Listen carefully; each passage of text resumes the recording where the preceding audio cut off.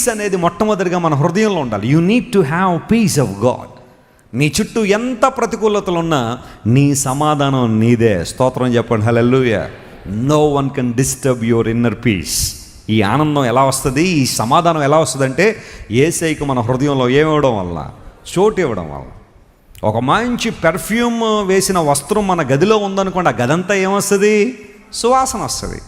ప్రభువు మన హృదయంలో ఉన్నప్పుడు మన హృదయం అంతా ఏముంటుంది, శాంతి ఉంటుంది, సమాధానం ఉంటుంది.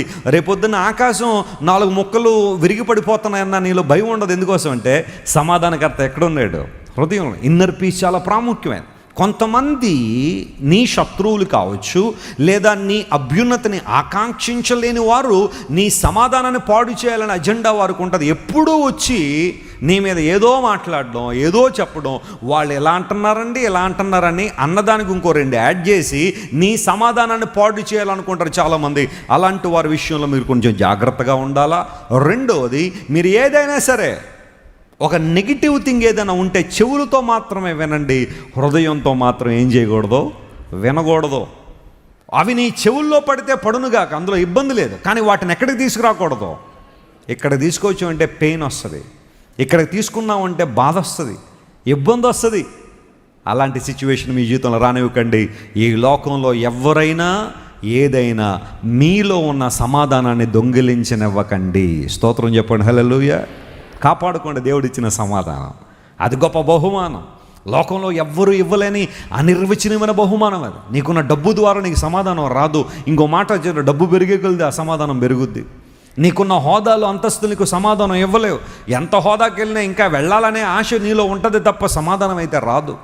లోకంలో ఏది కూడా నీకు నిజమైన ఆనందాన్ని, శాంతిని, సమాధానాన్ని ఇవ్వలేదు. కానీ ప్రభువు మాత్రమే నీకు సమాధానం ఇవ్వగలడు. నేను ఆల్రెడీ చెప్పాను, వర్జీనియా వూల్ఫ్ అనే ఒక ఆమె చాలా పుస్తకాలు రాసింది తన ఒంటరితనాన్ని జయించాలని.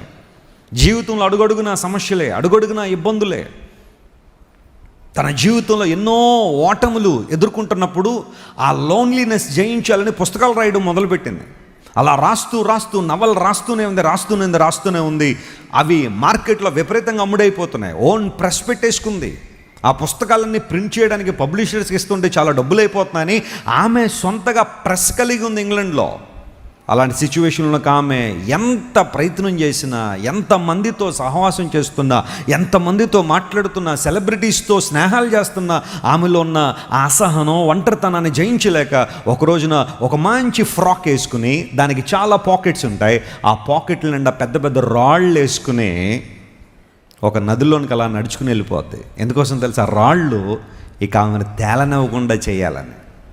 ఒకవేళ తేలితే మళ్ళీ ఎవరైనా కాపాడేస్తారేమోనని కావాలని తన పాకెట్ల నిండా రాళ్ళు వేసేసుకుని అలా నదిలోకి నడిచి వెళ్ళిపోతూ చచ్చిపోయింది వర్జీనియా వూల్ఫ్ అనే greatest writer in the history of man kind.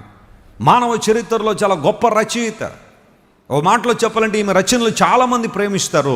కానీ ఒంటరితనాన్ని జయించాలని పుస్తకాలు రాయడం మొదలుపెట్టింది. ఆఖరికి జయించలేక ఒక నదిలో జేబుల నిండా రాళ్ళు వేసుకుని వెళ్ళి చచ్చిపోయింది.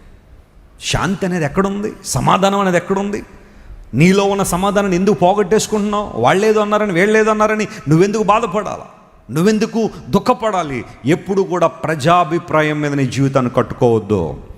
యేసుక్రీస్తు అనే బండ మీద కట్టుకునే జీవితం. శాశ్వత కాలం నిలబడతావు, దేవుని కోసం బ్రతుకుతావు.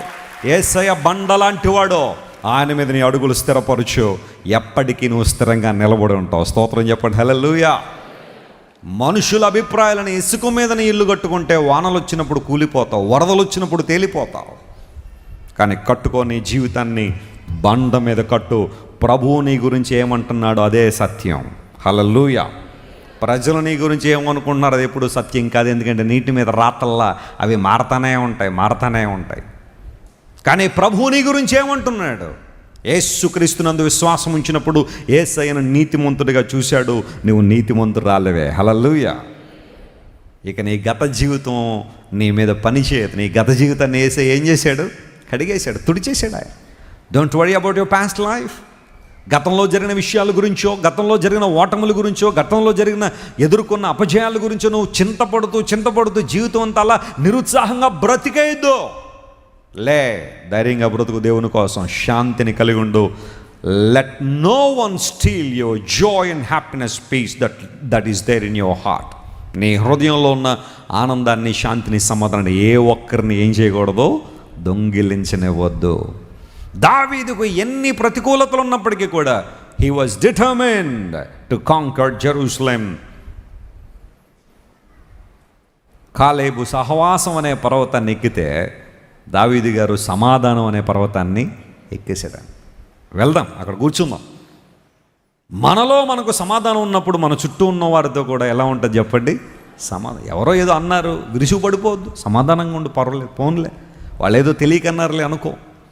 దైవజనులు డాక్టర్ జాన్ వెస్లీ గారు అందిస్తున్న వర్తమానాలు, చేస్తున్న ప్రార్థనలు మీకు దీవెనకరంగా ఉంటే, ఆధారాలతో కూడిన దేవుని సువార్త ఇంకనూ ప్రపంచ దేశాల్లో అందించబడాలని మీరు కోరుతున్నట్లయితే, ఈ పరిచర్య ద్వారా చేయబడుతున్న సాంఘిక కార్యక్రమాలు, నిర్వహించబడుతున్న చిల్డ్రన్ హోమ్ను సపోర్ట్ చేయాలనుకుంటే 90003337 అనే నెంబరుకు గూగుల్ పే, ఫోన్పే ద్వారా మీ కానుకలను, ప్రోత్సాహాన్ని పంపించండి. లేదా క్రింద ఉన్న డిస్క్రిప్షన్ బాక్స్లో ఉంచబడిన అకౌంట్ నెంబరుకు మీ కానుకలు పంపించండి. మీరు పంపే ప్రతి కానుక దేవుని పవిత్ర సేవలో వినియోగించబడుతుంది. దేవుని రాజ్య విస్తరణలో పాలిభాగస్తులవ్వండి.